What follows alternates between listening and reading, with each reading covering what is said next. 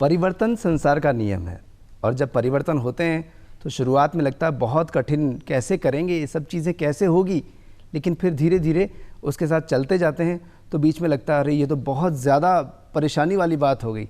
लेकिन जब उसके साथ संघर्ष करते रहते हैं ना तो फाइनल रिजल्ट होता है वाओ, शानदार, अब तक हम क्या कर रहे थे, ये तो कितना ज़बरदस्त है। जी नमस्कार, धरती धुरारी में आपका बहुत बहुत स्वागत। मैं हूं तरुण व्यास और जैसा हमने परिवर्तन की बात की और जैसा शानदार नतीजों की बात की, वही कुछ आज चल रहा है पूरी दुनिया में जब बात होती है एआई की। जी हाँ, आर्टिफिशियल इंटेलिजेंस।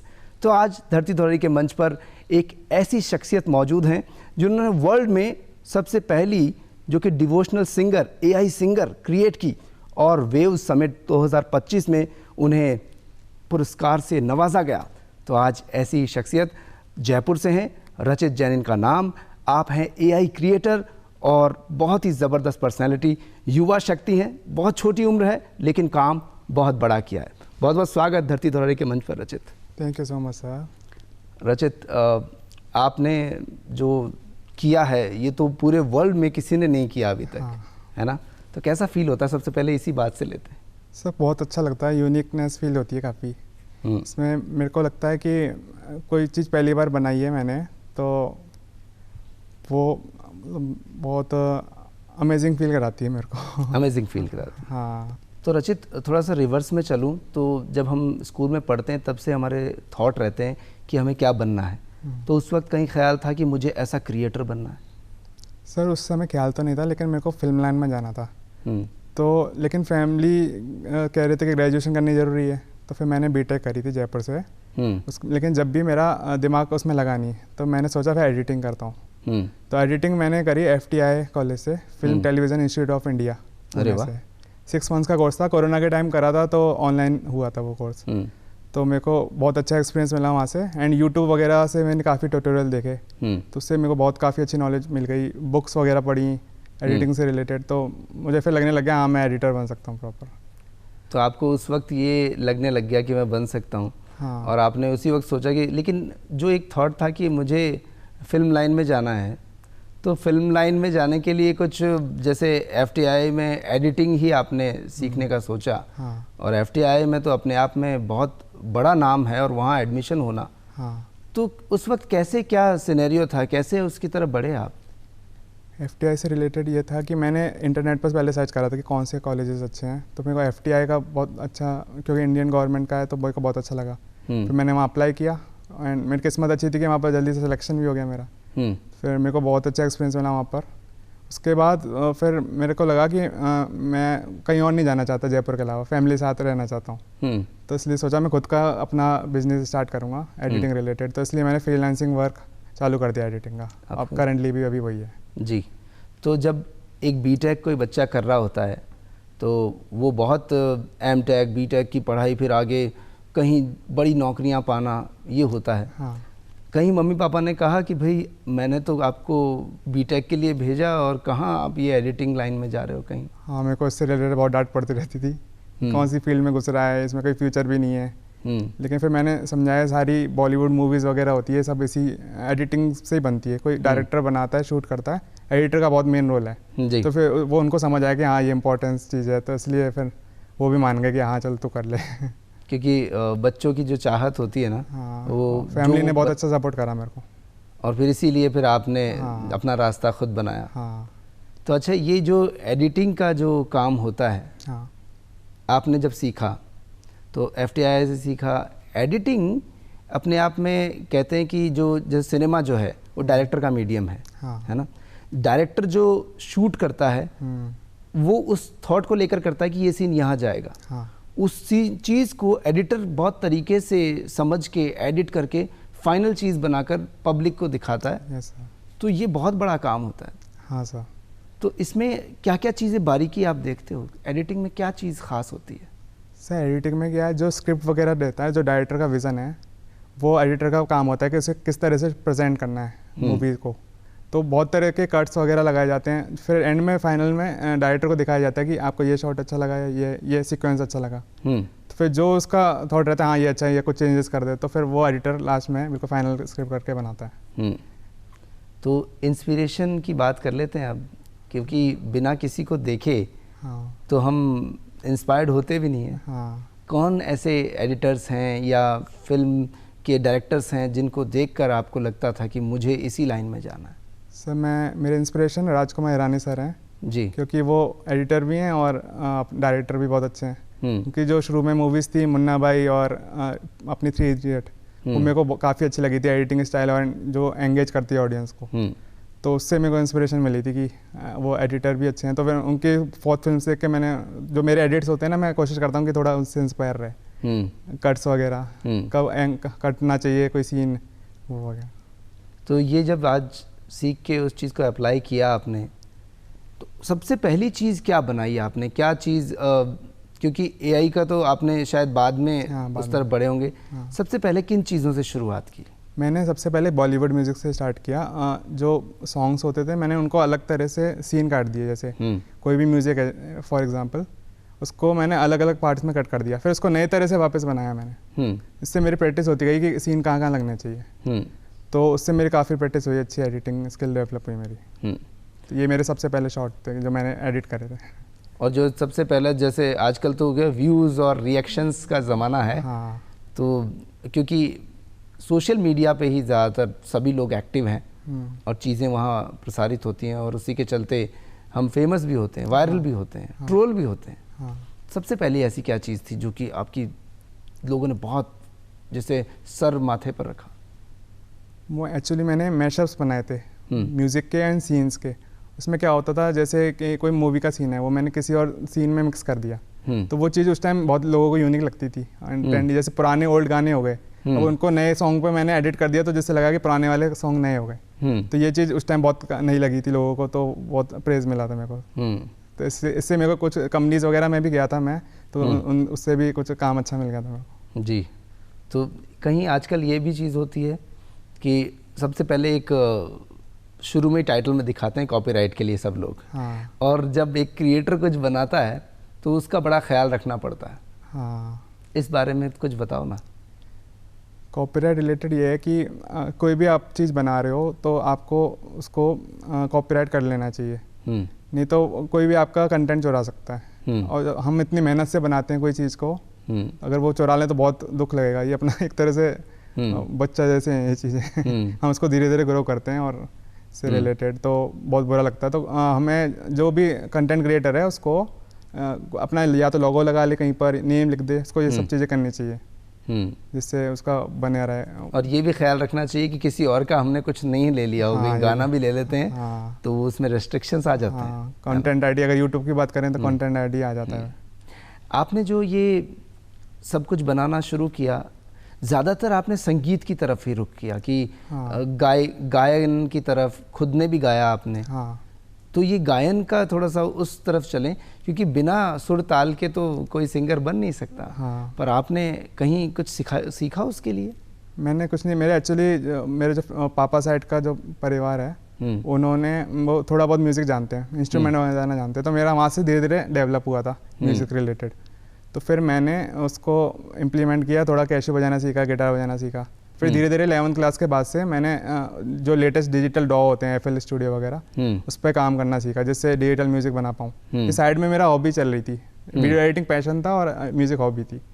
तो धीरे धीरे सीखा मैंने। फिर उसके बाद मेरे को थोड़ा बहुत बेसिक म्यूज़िक बनाना आ गया। मैं गा भी लेता था थोड़ा थोड़ा, बहुत अच्छा अभी भी सिंगर नहीं हूँ, गा लेता हूँ, लेकिन फिर अब AI आने की वजह से तो अब मैं अपने स्किल को और एनहेंस कर पा रहा हूँ। जी, तो ये एनहेंस आप स्किल को कर रहे हैं, बहुत अच्छा है और सीखते रहना चाहिए। और इसी बीच जब इतनी अच्छी बातें चली, आप बॉलीवुड को बहुत ज़्यादा पसंद करते हैं और चीज़ें सोचते हैं, बनाते हैं, तो रचित आपसे बातें करते करते मुझे बड़ा गूज़बम्स आ रहे हैं कि कैसे कैसे बनी होगी वो सब चीज़ें जानने को। लेकिन इस बीच जब हमने इतना प्यारा सा गीत सुना, तो क्यों ना आपकी फेवरेट सिंगर भी जान लें और कोई गीत अगर एक आध लाइन आप सुनाएं, क्योंकि आप गाते भी अच्छा हैं। सर मेरे फेवरेट सिंगर है श्रेया घोषाल जी। मुझे उनका एक सॉन्ग है हंसी बन गए, वो बहुत पसंद है। मैं उससे बहुत इंस्पायर्ड लिया था, इसलिए मैंने अपनी सिंगर क्रिएट करी थी। तो मैं आपको कुछ लाइनें सुनाना चाहता हूँ उस सॉन्ग की। जी प्लीज़। हाँ हंसी बन गए, नमी बन गए, तुम मेरे आसमां, मेरी नमी बन गए, हाँ हम बदलने लगे, गिरने संभलने लगे, जब से है जाना तुम्हें तेरी ओर बढ़ने लगे, हंसी बन गए, नमी बन गए, तुम मेरे आसमां मेरी ज़मीं बन गए। वाह। और ये गीत जो होते हैं आजकल डॉ पे जब रिकॉर्ड होते हैं, हाँ, और फिर पोस्ट प्रोडक्शंस का काम होता है, तो सलमान खान भी बहुत अच्छा गाते हैं, हाँ, श्रद्धा कपूर भी गा लेती हैं। हाँ, मतलब आजकल मशीनी युग हो गया है ना, एआई पे हम आएंगे उसके साथ में। पहले जो गाने बनते थे रचित, जैसे रफ़ी साहब ने गाया, किशोर दा ने गाया, शैलेंद्र जी ने गाया, वो मैन थिंग होती थी उनमें, हाँ, है ना, कुछ इंसानीपन झलकता था। हाँ, आजकल थोड़ा मशीनी युग हो गया, तो इस पर, क्योंकि आप तो काम भी कुछ ऐसा ही करते हैं, तो क्या आपको क्या फील होता है इसमें? सर मुझे लगता है कि आजकल ऑटो ट्यून का ज़माना है, तो जिन लोगों को नहीं भी आता ना, जो अच्छा सुर में भी नहीं गाते, वो ऑटो ट्यून से सही कर लिया जाता है। ऑटो ट्यून में मतलब एक ब्रॉड टर्म है, लेकिन मेन चीज़ होती है ट्यूनिंग। ऑटो ट्यून का मतलब ये है कि जैसे एक गाना है, मेरा खुद का गाना है, जैसे सबके मन में एक ही नाम, राम राम राम जय श्री श्री राम। अब ये मैंने जैसे एक बेसिक स्केल में गाया है। अब कोई जो नॉर्मल बंदा होगा जिसको गाना नहीं आता, वो नॉर्मल लगा सबके मन में एक ही नाम, वो ऐसे गाएगा जी। फिर ऑटो ट्यून क्या करता है, वो ऑटोमेटिक उसके स्केल में ले जाता है। लेकिन अपना एक नॉर्मल, ये तो हो गई ऑटो ट्यून, मतलब जो ऑटोमेटिक सॉफ्टवेयर की मदद से आपको ट्यून में ले जाया जा रहा है। जैसे उसके कोई गीत में मान लो सी शार्प है, सी है, डी है, किस नोट पे वो गा रहा है, तो उसको डिपेंड करता है, उसको वो सेट करता है सॉफ्टवेयर। हाँ, वो ऑटोमेटिक, जैसे वो सी स्केल में है तो वो ऑटोमेटिक सेट कर देता है वो सॉफ्टवेयर। लेकिन मैनुअल ट्यूनिंग वो होती है कि आपका वो जो ऑडियो की वेवफॉर्म होती है उसको एक एक सुर में ले जाया जाता है कैशियो की मदद से। ये होती है मैनुअल ट्यूनिंग। तो ब्रॉड टर्म होता है ऑटो ट्यून, लेकिन इस फीचर की वजह से ये सब आजकल हो रहा है। लेकिन पहले जो टैलेंट होता था वो बिल्कुल अच्छा होता था, जिससे, और जब ये कहते थे कि पहले के सिंगर बहुत अच्छे हैं, अच्छा गाते थे, आजकल वो वाली फीलिंग नहीं आती, बहुत कम रह गए हैं आजकल जो बहुत अच्छा गा रहे हैं। तो उसमें तो क्या होता था कि बहुत सारे साजिंदे एक साथ, सब कुछ लाइव रिकॉर्ड होता था। हाँ। एक गलती किसी की भी री रिकॉर्ड फुल सॉन्ग। पर आजकल हर ट्रैक अलग बना हुआ है, सिंगर अलग गा सकते हैं, म्यूजिक पहले बन जाता है, उसमें भी म्यूजिक में भी तबला अलग है, हारमोनियम अलग है, केसियो अलग है, फ्लूट अलग है, उनको अलग अलग रिकॉर्ड करके मर्ज कर दिया जाता है। हाँ सर। तो इस बारे में कुछ डॉ को बारीकी से अगर समझें, क्योंकि कई लोग आज की जनरेशन में जो आपके जैसे अभी सोचते हैं कि हम बनना चाहते हैं। हाँ। क्योंकि आजकल सब लोग एक वीडियो ऑडियो की दुनिया में, ऑडियो विजुअल का बहुत बड़ा उसमें संसार है, उसमें जा रहे हैं। हाँ। तो एक्चुअली जो डॉ सॉफ्टवेयर है ना, ये आजकल मदद करता है कि आप इंस्ट्रूमेंट बजा सकते हैं इसमें, रिकॉर्ड कर सकते हैं अपनी ऑडियो को। जो पहले जो अपना अलग अलग लेके आना पड़ता था, अगर आपको इंस्ट्रूमेंट बजाना आता है किसी को तो वो तो खुद बजा लेगा, लेकिन जिस पास इंस्ट्रूमेंट नहीं है तो पहले तो वो खरीदे, तो बहुत सारा बजट होना चाहिए उसके लिए। तो डॉ होने से ये होता है कि वो उसके के अंदर सारी चीज़ इंस्ट्रूमेंट पहले से अवेलेबल है, और नहीं भी है तो आप थोड़ा बहुत अमाउंट पे करके इंस्ट्रूमेंट डिजिटल वाले खरीद सकते हैं। तो फिर वो उस पर आप इंस्ट्रूमेंट बजा सकते हैं, अपना गाना बना सकते हैं, और फिर वो जो रिकॉर्डिंग होती है उसको फिर आप ऑटो ट्यून अगर करना चाहें, अगर आपकी आवाज़ अच्छी है तो ऑटो ट्यून की नीड ही नहीं है किसी, अगर नहीं है तो थोड़ा बहुत एनहेंस कर सकते हैं ऑटो ट्यून से, जिससे हल्का सा स्केल में चले जाए सॉन्ग। तो ये काफ़ी अच्छी चीज़ है डॉ के आने से। और जो नए म्यूज़िक क्रिएटर हैं क्योंकि आजकल मैनुअली वाला तो ज़माना कम ही रह गया मुझे लगता है, तो सब डॉ पे शिफ्ट होंगे, और सीखना भी चाहिए लोगों को, सीखना भी चाहिए। हाँ। और आपने कितने वक्त में डॉ सीखा पूरा? मेरे को 11th क्लास से सीखता आ रहा हूँ, तो अभी भी सीखते आ रहा हूँ, क्योंकि इसकी लिमिट नहीं है, बहुत वाइड टॉपिक है, बहुत वाइड होता है। मेरे इस जन्म भी कम बढ़ जाएगा मुझे ऐसा लगता है। हाँ, क्योंकि म्यूजिक में टॉपिक ऐसा इतने सारे इफेक्ट्स होते हैं, VST प्लगइन्स होते हैं। हाँ। बहुत सारी चीज़ें होती हैं, बहुत सारी चीज़ें, और अलग अलग सॉफ्टवेयर्स हैं, बहुत शानदार सॉफ्टवेयर्स हैं, गाने बन जाते हैं, लगता है कि ओहो क्या बना दिया है, क्या चीज़ बन गई है। पर अब उनके भी आगे एक चीज़ हो गई है ना, इसी कारण वेव्स हुआ, वहाँ पर रचनात्मक लोगों को सेलेक्ट किया गया। हाँ। तो वेव्स की बात करते हैं हम, है ना, world audio visual and entertainment summit 2025, जहाँ पर आपके जो अवार्ड की बात होगी वो सब बातें करेंगे। हाँ। सबसे पहले ये बताइए वेव्स के बारे में, आपके पहली बार आपने सुना तो कैसा लगा था उस बारे में? मेरे को तो बहुत एक्साइटिंग फील हो रहा था, क्योंकि ऐसा इनिशिएटिव क्रिएट किया गया नरेंद्र मोदी जी ने कि सारे जो इंडिया के क्रिएटर्स हैं उनको एक मंच मिल गया आने का। बहुत सारे शोज़ वगैरह तो होते हैं, लेकिन वो बड़े सेलिब्रिटीज़ के लिए होते हैं आई थिंक, लेकिन जो नॉर्मल इंडियन ऑडियंस है उनके लिए कोई चीज़ नहीं थी। तो इसलिए ये इनिशिएटिव बहुत अच्छा लिया गया गवर्नमेंट की वजह से।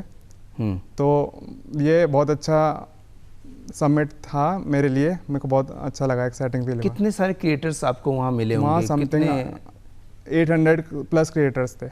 इतने सारे क्रिएटर्स अलग अलग कैटेगरीज के। तो आइडियाज़ भी एक्सचेंज हुए होंगे? आइडिया एक्सचेंज हुए थे बहुत।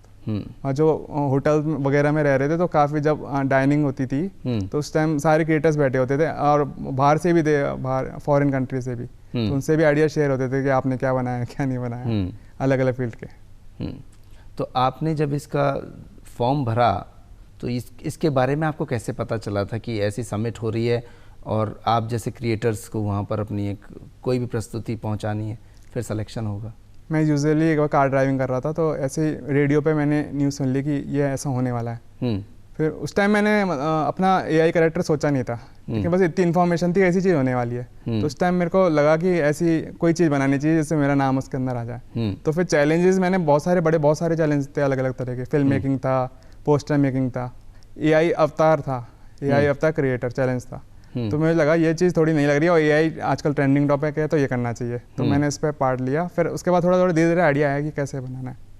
तो इसमें जो आपने, मैं दर्शकों को आपको बताऊं, एंड्रीना एक ऐसी AI सिंगर इन्होंने क्रिएट की जो कि वर्ल्ड में पहली डिवोशनल सिंगर है।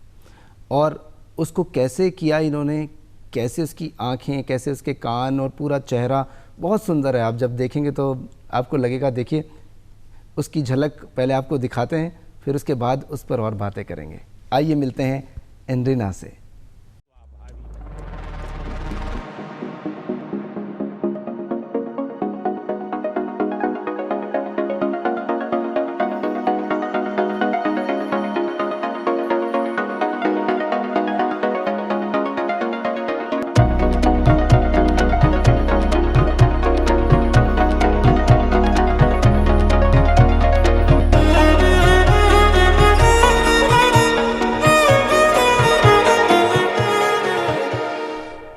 तो अभी आपने देखी ना ये प्यारी सी एंड्रीना, और ये AI से क्रिएट की रचित जैन ने, इसे गवाया भी सब कुछ। तो रचित, ये कैसे मन में ख्याल आया और ये नाम कैसे आया, पहले ये बताइए, और फिर इसे क्रिएट कैसे किया? बारीकी से एक एक पॉइंट को हमारे सामने रखिए, क्योंकि सभी दर्शक जानना चाहते हैं ये कैसे बनते हैं।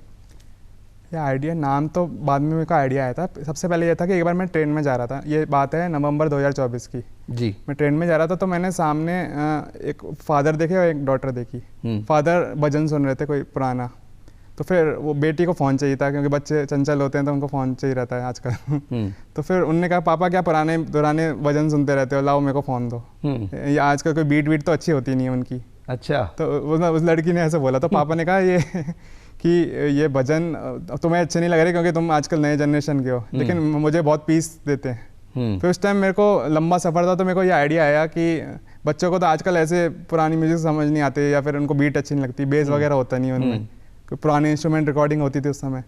फिर मेरे को आइडिया है कि आप थोड़े नए तरह से भजन बनाना चाहिए। और वो कैसे अट्रैक्ट करेंगे बच्चों को, क्योंकि भजन तो हर कोई बना लेता है आजकल, हर कोई बॉलीवुड वगैरह में सब आता है, लेकिन उसमें मेन चीज़ होती है कि टेक्नोलॉजी क्या यूज़ हुई है। तो फिर मैंने सोचा कि एक क्रिएटर ऐसे बनाने चाहिए, सिंगर जो इस दुनिया में है ही नहीं और यूनिक भी लगे लोगों को। फिर मेरे को डी फेक का ज़माना है आजकल की, आजकल बहुत सारी जो पीपल होते हैं उसके ऊपर अलग फेस लगा के बना दिया जाता है वीडियोस नकली। तो पहले मैंने वो सोचा कि वैसा करता हूँ एक बार, कि कोई मॉडल वगैरह को हायर करके उस पर किसी का चेहरा लगा दूँगा जी। तो फिर वो मैंने करके भी देखा, ट्राई मारा, उसमें काफ़ी पैसे वेस्ट हो गए मेरे, लेकिन फिर वो बहुत अजीब सा दिख रहा था, नकली लग रहा था। 4-5 जनों को भी दिखाया मैंने, वो कह रहा कि ये अच्छी नहीं लग रही है, मतलब लड़की सही नहीं लग रही। फिर मेरे को आइडिया आया कि अब थोड़ा नया क्रिएशन ही करना चाहिए, नए तरह का चेहरा खुद ही सोचना पड़ेगा और खुद ही उसका बॉडी स्ट्रक्चर सोचना पड़ेगा। तो मैंने बहुत सारे प्रिंटिंग कागज़ यूज़ कर लिए, मतलब बहुत सारे पेपर वेस्ट करे मैंने इसके लिए। तो यू नो स्केचेस ऑल्सो? नहीं नो सर, मैंने ये करा कि बहुत सारे प्रिंट कर दिए मैंने, उसमें अलग अलग फेस स्ट्रक्चर थे, जैसे ओवल हो गया, रेक्टेंगुलर हो गया। सबसे पहले 4-5 मैंने अलग अलग रख दिए। उसके बाद बहुत सारी मैंने जो फीमेल कैरेक्टर हैं उनकी इमेज को भी प्रिंट किया। सब किसी में से आंखें निकाल ली मैंने, किसी में से नोज निकाल ली, किसी में लिप्स निकाल ली। फिर मैंने उस चेहरे पे अलग अलग रख के देखा कि कौन सा अच्छा लग रहा है चेहरा। तो मेरे को जो अभी फेस है एंड्रीना का वो राउंड फेस है, तो मैंने राउंड वाले पे रखा और फिर मेरे को ये अच्छा लगा काफ़ी, ये सही लग रहा है। वैसे तो उस टाइम लाइव देखने में तो बहुत अजीब लग रहा था, लेकिन जब अब उसको मैं फिर फोटोशॉप में लेके गया, फिर डिज़ाइन करा थोड़ा सा डिजिटल स्केच बना के, तो उसके बाद वो फिर एक निकल के आया चेहरा। तो वो एंड्रीना का वो फिर सबको बहुत अच्छा लगा काफ़ी। तो मैंने उसके कपड़े वगैरह डिज़ाइन किए। जो मेरा सबसे पहला भजन है उसमें कपड़े बहुत अच्छे पहनी हुई है, ज्वेलरी पहनी है। तो मैंने सोचा कि कहाँ से लूँ, फिर अलग अलग जगह से मैंने ज्वेलरी ली नेट से, फिर उसको भी डिज़ाइन करा, फिर उसके बाद उसका कैरेक्टर पे लगा के लिखा, तो फिर काफ़ी अच्छा बना। ये बहुत सुनने में तो बहुत इजी लगता है दर्शकों, लेकिन ये कितना टिपिकल और कितना गहरा टास्क है। उसने पहले चेहरा बनाना, मॉडल डिज़ाइन करना, फिर उसको गहने भी पहना के फिर उसको मूव भी कराना है, एक्सप्रेशंस भी देने हैं।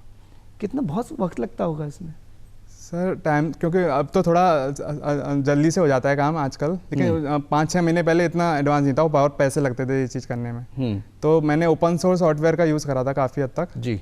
जैसे फ्लक्स सॉफ्टवेयर होता है, वो इमेज जनरेट करने का काम आता है, AI जनरेशन। उसमें कोई भी आप प्रॉम्प्ट दोगे तो वो इमेज निकाल के दे देगा। तो वो भी बहुत कॉस्टली था उस टाइम पे। तो मैंने फिर ओपन सोर्स को सॉफ्टवेयर होते हैं ना, तो जैसे और भी मॉडल थे, तो मैंने उनका यूज़ करा। हैंड मॉडल हो गया या फिर स्टेबल डिफ्यूजन हो गया, वो थे उस टाइम।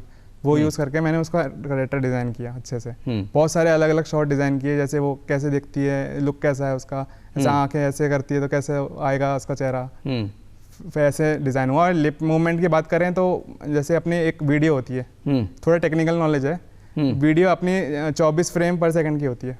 FPS मतलब फ्रेम पर सेकंड।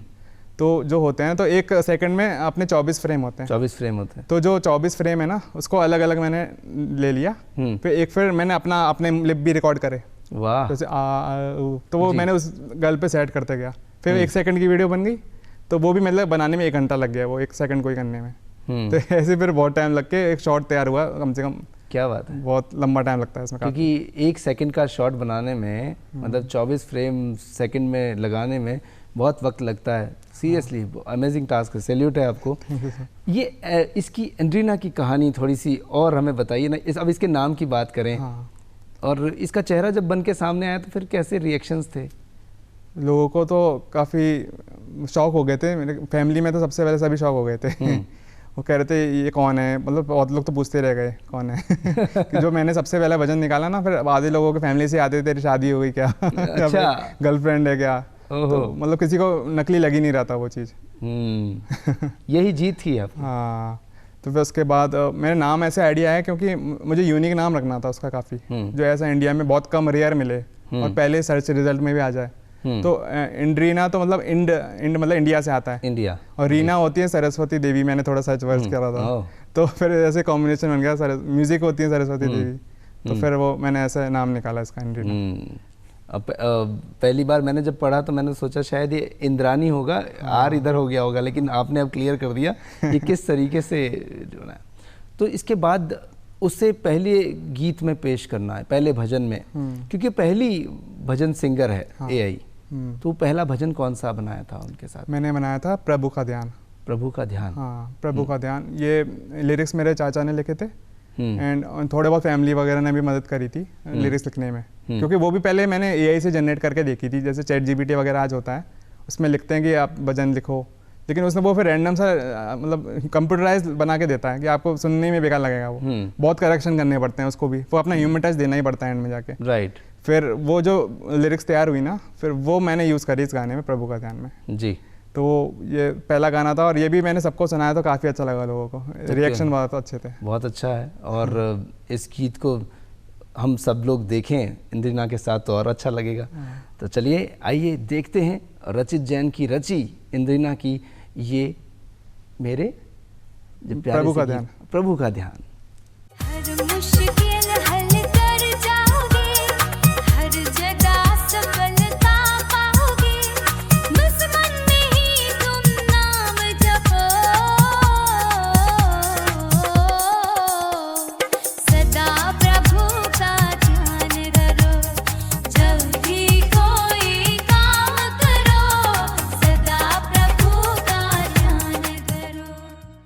तो प्रभु का ध्यान हमने कर लिया इंद्रिना के साथ में। और रचित जैन, बहुत अच्छा लग रहा है भाई, पहला गीत आपने इतना प्यारा बनाया और ये इतनी प्यारी लग रही हैं। अब इस प्यारी सी शक्ल को जब आपने वेव्स में भेजा तो वो सिलेक्शन कैसे क्या हुआ और क्या पूरी कहानी है, इस पर चलें। फिर पुरस्कार कैसे मिला? हाँ, सिलेक्शन ऐसे क्या, उनके चैलेंजेस थे तो मैंने चैलेंजेस में फॉर्म भरा। इसके बाद ये बिल्कुल एंड मोमेंट पे किया मैंने, बिल्कुल लास्ट डेट थी उस पर करा। फिर उन्होंने देखा हुआ 80,000 पार्टिसिपेंट में से ये सिलेक्शन हुआ था। तो फिर वो उन लोगों को पसंद आ गया होगा। फिर मेरे पे कॉन्टैक्ट आया, फ़ोन आया थोड़े दिन बाद कि ये आपका सिलेक्ट हो गया। मेरे को बहुत खुशी हुई। पहले तो उनने पूछा कि इसको प्रोनाउंस कैसे करते हैं, कि इंद्रानी बोलते हैं, इंड्रीना बोलते हैं।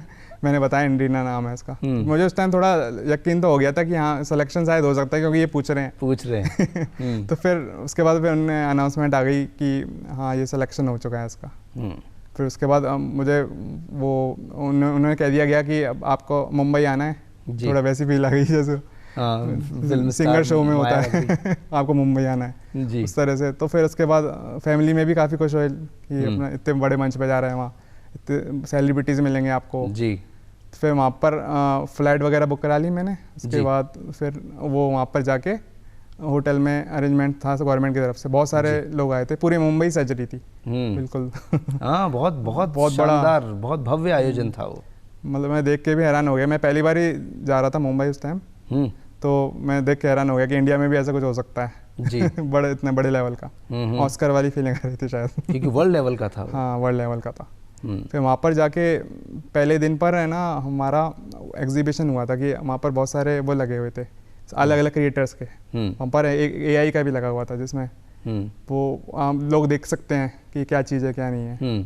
तो फिर अवार्ड वाला जो हुआ था वो दूसरे दिन पे हुआ था। उसमें स्टेज पे नागार्जुन सर ने दिया था मेरे को अवार्ड, AI डिवोशनल सिंगर का। नागार्जुन सर ने, हाँ, बहुत जानी मानी शख्सियत हैं सर, हाँ, साउथ इंडियन सिनेमा की। और ये सबके सामने हो रहा था वहाँ पर, अम्बानी जी, सब शाहरुख खान जी, आमिर खान जी, सब बैठे हुए थे वहाँ पर। तो किन किन से मौका मिला मिलने का? मिलने से मेरा एक तो रणबीर कपूर और आलिया भट्ट से मिला, और नागार्जुन सर से, क्योंकि और सब बिजी वगैरह बहुत हो रहे थे वहाँ पर, टाइम ही नहीं था किसी को, क्योंकि सब इधर उधर जाने में व्यस्त थे। बस थोड़ा बहुत मुलाकात हो गई।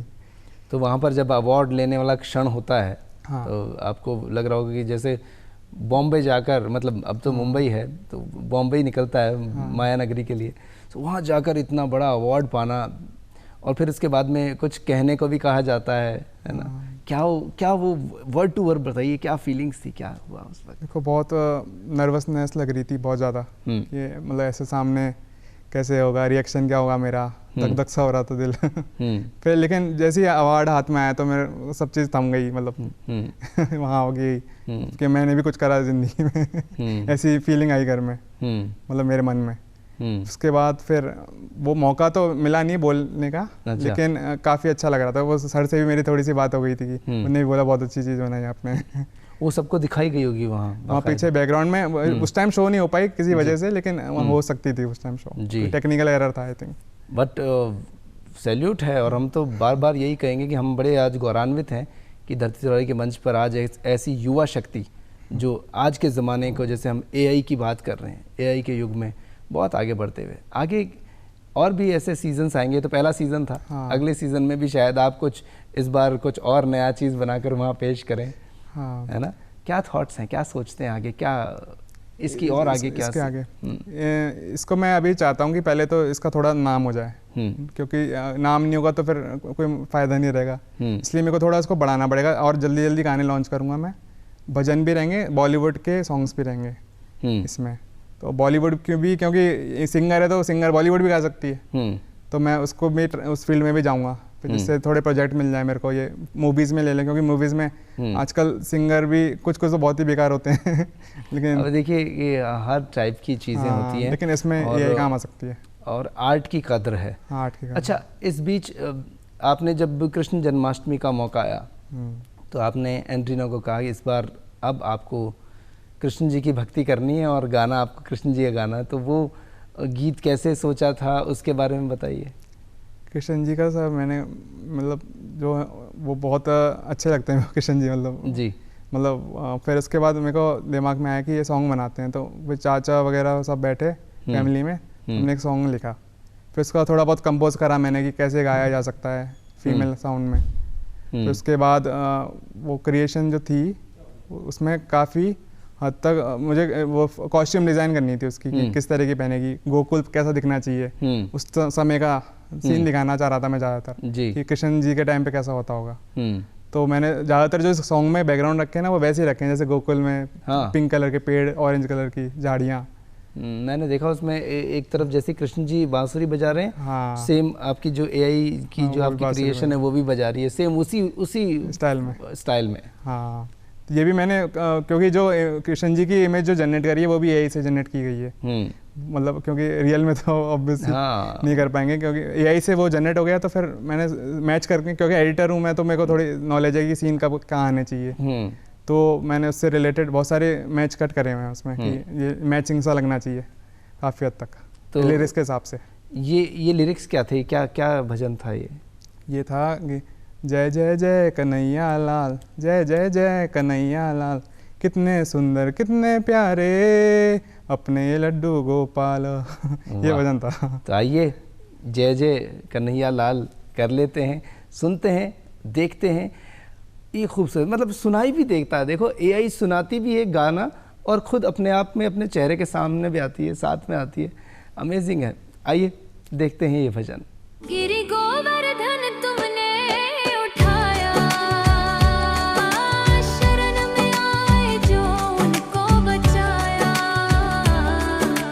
इंद्र के मेघों को तुमने हराया, प्रेम से हर दुख दूर भगाया। जय जय जय कन्हैया लाल, जय जय जय कन्हैया लाल, जय जय जय कन्हैया लाल, कितने सुंदर कितने प्यारे अपने ये लड्डू गोपाल। कितना प्यारा भजन है ना, और सब कुछ एआई से बना है और बनाने वाले हमारे साथ में रचित जैन। धरती दोहरारी के मंच पर आज कुछ ऐसी क्रिएटिव बातें हो रही है, चीज़ें जानने को मिल रही है। रचित, इसमें जब कोरस आता है, इसमें हमने जब सुना, तो इस कोरस को भी क्या एआई से क्रिएट करते हैं, आप लोग गाते हैं, कैसे क्या करते हैं? इसमें प्रोसेस ये रहता है कि गाया सब मैंने ये जी। अच्छा। हाँ ये फीमेल साउंड है, ये भी मेरी है। इसमें ये प्रोसेस रहता है कि ये जो डाटा होता है फीमेल का, कि मैंने अपनी फैमिली से कुछ लोगों से परमिशन लेके उनका 2 घंटे या 3 घंटे की ऑडियो रिकॉर्ड कर ली जी उनकी, जैसे मम्मी से कर ली, सिस्टर से कर ली, सबकी ऑडियो रिकॉर्ड कर ली। फिर जो कॉम्बिनेशन में मैंने एक साउंड निकला जो वो इसका है, एंड्रीना का। तो ये कम से कम ट्रेनिंग, ये जो डाटा ट्रेनिंग करने में कम से कम 2 दिन लगे मेरे को। कंप्यूटर 2 दिन ऑन रहा, इतना बैकग्राउंड प्रोसेस चलता रहता उसका। तो काफ़ी लंबा डाटा था, तो प्रोग्रामिंग साइड में जाता है ये थोड़ा जी, तो लेकिन उसमें बहुत टाइम लग गया। और कंप्यूटर भी आपको हैवी होना चाहिए ये सब करने के लिए। हाँ, हायर प्रोसेसिंग होनी चाहिए, और ग्राफिक कार्ड्स हाई होना चाहिए। तो फिर जो निकला वो इसकी वॉइस निकली। तो फिर ये वॉइस के, अब मैं जो भी गाता हूँ फिर मैं अपनी उसकी वॉइस से मैं अपनी वॉइस पे रिप्लेस कर देता हूँ। कितना गजब का, मतलब ऑटो डबिंग जैसे फीचर आजकल हर जगह देखने को मिलता है। हम मेल वॉइस में रहे हैं पर वो फीमेल वॉइस में भी कन्वर्ट हो सकता है, और उसके अंदर कई चेंजेस आ सकते हैं। राइट। अब पियानो की हेल्प से, जैसे मेरे स्वर ऊंची आवाज़ नहीं जा रही है, तो मैं उस पियानो से बजा लूंगा, ऊंचे साउंड ले जाऊंगा, स्केल पहुंच जाऊंगा, है ना, जो लंबी आवाज़ है, सुर है। फिर उसके बाद उसको भी उस पियानो से मैच करके उसको भी ऊंचा ले जा सकते हैं अपन ऑडियो को। तो इससे तो कोरस जैसे कोई गाना था मेरा, जैसे मन में श्री राम, एक बार बता देता हूँ। बताइए। सबके मन में, है ना, ये तो नॉर्मल है। अब कोरस हो गया, सबके मन में, ऊंचा साउंड होता है ना। अभी मैं गेज नहीं पा रहा क्योंकि लेकिन ये इस टाइम पे यही काम आता है। तो ये मैंने ये वाली चीज़ कैशियो से बजा दी, फिर उस कैशियो को रिप्लेस करके मैंने अपनी सिंगर लगा दी। तो मतलब कैशियो की जो वॉइस होते हैं टें टें टें, उस पर मैंने टें टें पे उसकी वॉइस लगा दी, तो वो भी सुर कैच गई वो वाली। तो ये प्रोसेस रहता है थोड़ा ऐसा। कितना आसान हो गई ना चीज़ें वैसे देखी जाए तो, वरना मतलब सुनने में बहुत आसान लगता है, टेक्निकल चीज़ बहुत है। नहीं, मैं वैसे ये टेक्निकल तो वैसे बहुत लेंथी प्रोसेस है, बट एक सिंगर को क्रिएट होने में, खुद गाने में, गाना सीखने में, रागें सीखने में, गुरु के पास जाने में कितना वक्त लगता है, बहुत कुछ होता है।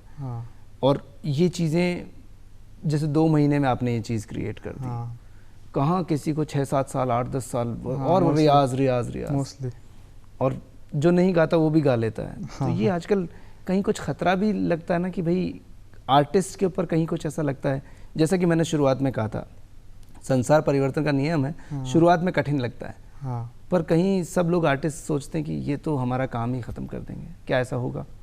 सर मेरी राय थोड़ी अलग है, ऐसा मुझे नहीं लगता कि ऐसा हो पाएगा, क्योंकि स्टार्टिंग में जब अपने पास कंप्यूटर्स आए थे जी, है ना, तो टाइपिस्ट घबरा गए थे कि हम टाइपराइटर पे टाइप करते हैं तो अब ये कंप्यूटर आगे कहाँ करेंगे। फिर उन्हें अडेप्ट कर लिया, धीरे धीरे कंप्यूटर पे टाइपिंग स्टार्ट हो गई। एंड कैशियो आया था जब बहुत सारे, फिर जब भी डर लगता था अब यही काम कर देगा, लेकिन ऐसा तो है नहीं कि आजकल लोग मैथ्स नहीं सीख रहे हैं, वो कैलकुलेशन करते हैं माइंड में, बहुत अच्छे लोग हैं, राइट। चेस को भी हरा देते हैं आजकल तो, कंप्यूटर के चेस को इंसान हर कुछ कर सकता है अगर टैलेंट हो तो। और जैसे पहले अभी डॉ की बात हो रही थी, तो डॉ जब आया था स्टार्टिंग में तो सब म्यूजिशियन घबरा गए थे कि अब म्यूजिक कहाँ पर बनाएंगे, है ना, अब तो इंस्ट्रूमेंट वगैरह हम क्या बजाया करेंगे, लेकिन अब वो धीरे धीरे उस डॉ पे शिफ्ट हो गए। तो मुझे ये लगता है कि धीरे धीरे लोग अडेप्ट कर लेंगे, और जिसमें नेचुरल टैलेंट होगा ना वो तो हमेशा आगे ही जाएगा, और हमारे जैसे लोगों को मौका मिल जाएगा कि जिसको सिंगिंग नहीं आती अच्छे से वो और एनहांस कर सकता है अपनी क्रिएटिविटी को।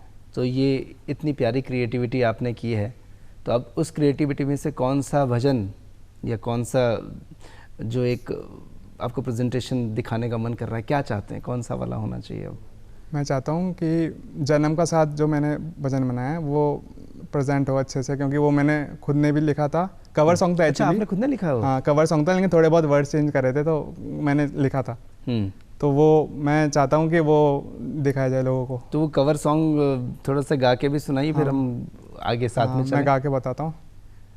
पुराना गाना जैसे था वो ऐसा था, देना हो तो दीजिए जन्म जन्म का साथ, मेरे सर पर रख दो बाबा, ये था म्यूजिक ना। मैंने इसकी आवाज में मैंने ऐसे करा है, देना हो दीजिए जन्म का साथ, सुना है हमने भक्तों की आस पूरी कराते हो, ऐसा हमने क्या मांगा जो देने से घबराते हो, चाहे सुख में रखे या दुख में बस थामे रखियो हाथ, देना हो दीजिए जन्म का साथ। आपने तो पूरा कवर इसका बिल्कुल आजकल वेस्टर्न स्टाइल में थोड़ा, मतलब जिससे मॉडर्न बच्चों को समझ आ जाए, मैंने स्टोरी बताई थी। नेक्स्ट जेन की चीजें होने लगी हैं। इसलिए चैनल का नाम भी मैंने रखा है नेक्स्ट जेन भक्त। अरे वाह, क्या बात है। तो आइए, ये अगले जनरेशन टाइप की जो भक्ति का जो एडवांस वर्जन जो आजकल ये क्रिएट कर रहे हैं, आइए इस भजन को भी सुने, देना हो तो दीजिए। सुना है हमने भक्तों की आस पूरी कराते हो, ऐसा हमने क्या मांगा जो देने से घबराते हो, देना हो दीजिए जन्म का साथ,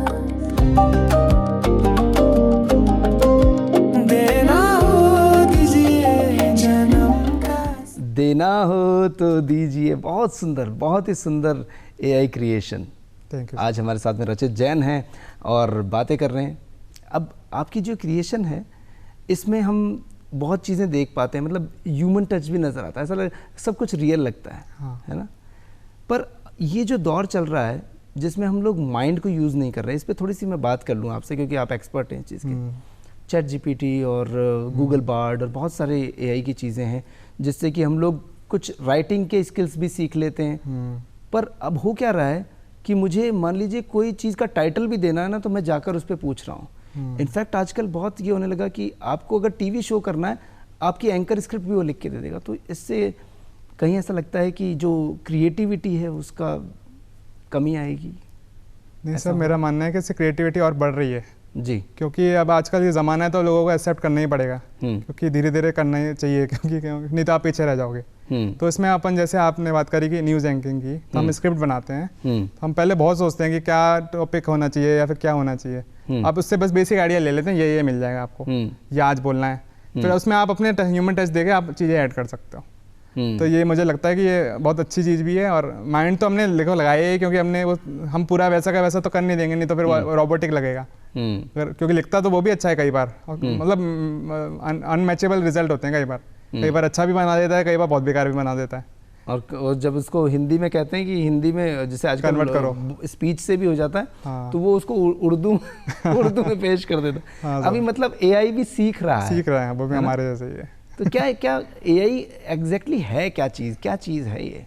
ये एक्चुअली एक ब्रॉड टर्म है। मेन बहुत सारी चीज़ें होती हैं उसके अंदर, जैसे मशीन लर्निंग हो गई, डीप लर्निंग हो गई, क्लाउड भी चले जाता है कई बार उस फील्ड में। और ये जो मेरी फील्ड है, ये है जनरेटिव एआई। तो वो जो फील्ड तो अलग होगी डीप लर्निंग, उसमें जैसे मैंने ऑडियो ट्रेन करी थी, 2 घंटे की सबके ऑडियो लेके एक बनाई थी, वो डीप लर्निंग का पार्ट हो गया। जो जनरेटिव एआई वो ऐसी चीज़ है कि आप लिखते हो कुछ भी अपनी भाषा में, कोई भी भाषा हो चाहे आपकी, उसको वो उससे रिलेटेड कोई चीज़ बना देता है। आजकल जैसे चैट जीपीटी अपन लिखते हैं कि मेरी इमेज क्रिएट करो, पीछे कोई सेलिब्रिटी आ जाए, तो आजकल चैट जीपीटी बना देता है। मैंने उस टाइम इतनी मेहनत करी थी, आजकल वो फटाफट हो गया, कितनी जल्दी डेवलप हो रही हैं ये चीज़ें। तो मुझे लगता है ये काफ़ी हद तक मदद करेगा ये लोगों को। इनफैक्ट मैंने देखा है कि थंबनेल्स क्रिएशन भी हाँ, पूछी जाती हैं, और मेरे इस पर्टिकुलर वीडियो पे कितने व्यूज़ आएंगे, उसके लिए मुझे क्या टाइटल दूं, क्या डिस्क्रिप्शन दूं, क्या हैशटैग दूं, क्या कीवर्ड्स और क्या इसके अंदर एसईओ किया जाए। हाँ सर, ये सब भी पूछा जाता है ना? एसईओ का भी बहुत अच्छा वो चीज़ें बताता है। पर उससे ऐसा नहीं लगता कि जब सब करने लगेंगे तो सब एक जैसे हो जाएंगे, तो फिर उसमें डिपेंड करता है कि उस जो बंदा उस पर सर्च कर रहा है उसने लिखा क्या है। अगर उसने कुछ अजीब सा लिख दिया कि ये एसईओ ऐसे कर दो, तो वो रिजल्ट भी उसके हिसाब से लिखने के हिसाब से देगा।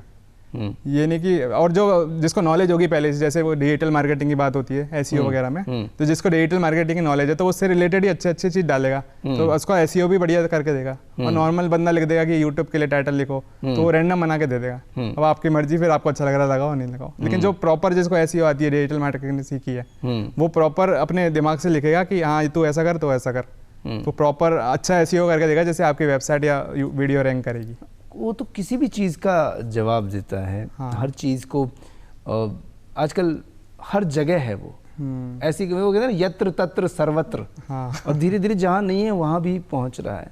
हाँ। क्या फ्यूचर नज़र आता है आपको इस पूरे सिनेरियो का, कि आगे क्या चीज़ें होंगी? क्या इससे भी हाई हम लोग चले जाएंगे? क्या और भी चीज़ें होंगी? मुझे लगता है कि एक ऐसी इंटेलिजेंस और आएगी जो प्रॉपर इमोशन भी रीड करने लग जाएगी अपने। अभी तो सिर्फ वॉइस से रिलेटेड काम हो रहा है, या फिर अपन जो नॉर्मल लिख के काम हो रहा है। जैसे अपन ने बहुत मूवीज़ भी बॉलीवुड में देखी हैं कि वो बिल्कुल इंसानों जैसे बात करते हैं, तो वो चीज़ पॉसिबल है अभी इन फ्यूचर 10 सालों के अंदर। एक बेसिक लेवल तक तो आ ही जाएगा, जिससे, या फिर ये भी हो सकता है कि वो लोग उस पर घर पे ला सकें और उसको ट्रेनिंग दे सकें कि मेरे लिए खाना बना दे। इस लेवल का पॉसिबल है इस 10 सालों के अंदर। अच्छा, वो फिर वैसे रोबोटिक्स टाइप, रोबोटिक्स से आ जाएगी, बस उसके अंदर एआई आ जाएगा, वही जो चीज़ अभी यूज़ हो रहा है वो बहुत एडवांस लेवल का आ जाएगा, इमोशन भी होगा उनके अंदर। मुझे लगता है कि ऐसा हो सकता है जल्दी, क्योंकि मुझे न्यूज़ भी पता लग रही है दर से। अच्छा, कहीं आप तो फिल्मी दुनिया को भी ऐसे सोचते हैं उस टाइप के, तो कई फिल्में भी ऐसी बनी जिसमें ये दिखाया गया कि एक टाइम हुआ फिर ह्यूमंस पे रोबोट्स ने अटैक कर लिया। वो अटैक कर दिया। तो वो क्या ऐसा कभी हो सकता है? कभी चांस तो नहीं है, क्योंकि अपन भी उसके साथ साथ में डेवलप हो रहे हैं। हम भी कोई ऐसी एंटी चीज़ बनाई लेंगे जो उनको बंद कर सकें। कोई चीज़ ऐसी हो सकती है। मूवीज़ में तो चलो ज़्यादा साइंस फिक्शन दिखाया जाता है, लेकिन रियलिटी में शायद मुश्किल ही लगता है मेरे को। पर आप बहुत अच्छा रियलिस्टिक काम करते हैं, बहुत अच्छा आपका क्रिएशन है। बहुत बहुत शुभकामनाएं आपको डी राजस्थान की तरफ से, धरती धरोहर के मंच की तरफ से। आप चलते चलते क्या एक संदेश सबको देना चाहते हैं, क्या कहना चाहेंगे? सर, मैं लोगों को ये कहना चाहता हूँ कि एआई से आपको डरना नहीं चाहिए। ये आपका दोस्त है, हमदर्द है। इसको सीखिए, अपनी क्रिएटिविटी को एनहेंस करिए। यूट्यूब पे बहुत सारे ट्यूटोरियल हैं, जो भी आपकी फील्ड है उसको अप्लाई करके देख सकते हैं कि आपकी फील्ड में एआई कैसे काम आ सकता है। तो वो अगर दुश्मन भी बन सकता है अगर आप उसको सीखेंगे नहीं तो। और मैं 3 दोस्तों के नाम बता देता हूँ आपको। एक तो है चैट जीपीटी, गूगल का जेमिनी और फेसबुक का मेटा एआई। आप इसको सीख सकते हैं, अपना दोस्त बना सकते हैं। मैं यही कहना चाहूँगा। बहुत अच्छा लगा आपसे बातें करके रचित, और आप यूं ही बहुत सारे अवार्ड जीतिए। वेव्स की आपको बहुत बहुत शुभकामनाएं। और सेकंड जो सीज़न आए, मैं चाहता हूँ उसमें भी आप जाएं और कुछ नया क्रिएशन लेकर जाएं। बहुत अच्छा लगा आज आपसे बातें करके, और ये एक इंस्पिरेशन है उन यूथ के लिए कि जो कुछ करना चाहते हैं आज के ज़माने के डिजिटल युग में। बहुत अच्छा लगा धरती धरोहर के मंच पर आप आए। धन्यवाद। अब आज्ञा दीजिए तरुण व्यास को। देखते रहिए डीडी राजस्थान।